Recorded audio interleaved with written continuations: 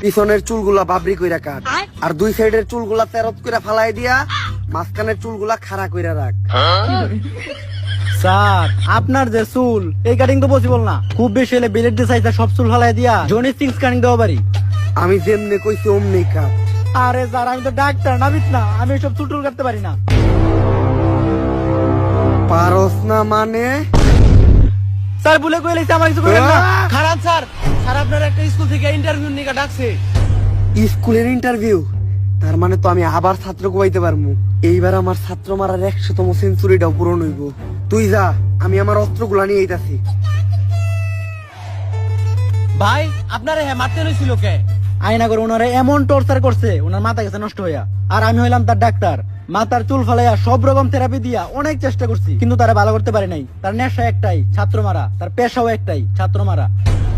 উনি যতক্ষণ ছাত্র মারে ততক্ষণই উনি ভালো থাকে। ছাত্র না মারতে পারলে তার মাথা ঠিক থাকে না। উনার আগে ডাক্তারে উনি একটা প্রশ্ন করছিল, কিন্তু উত্তর দিতে পারে নাই, তাই মারি লাইছে।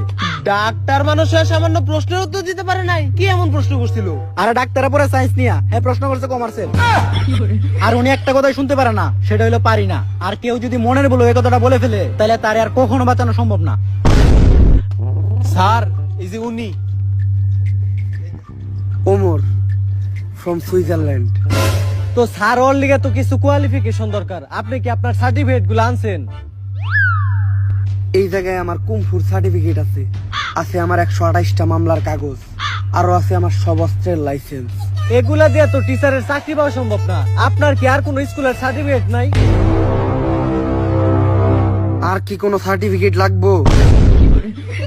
আরে না, আর কোনো সার্টিফিকেট লাগবে না, আমি তো মজা করতেছিলাম। আর স্কুলে ঢুকার সময় আমি কিছু প্লেয়ার পোলাবার মেরে লাইছি। আমি এখন পিটি করাইতে যাইতেছি, এই ফাঁকে আপনি লাশগুলা গুম করার ব্যবস্থা করেন। কিন্তু ওরা কি দোষ করছিল? আমি ওগরে নিউটনের সূত্র ধরছিলাম, পারে নাই, তাই মেরে লাইছি। আমার তো কিছু মাথায় ধরতেছে না, পেলের পোলাপান নিউটনের সূত্র মারবো কেমনে?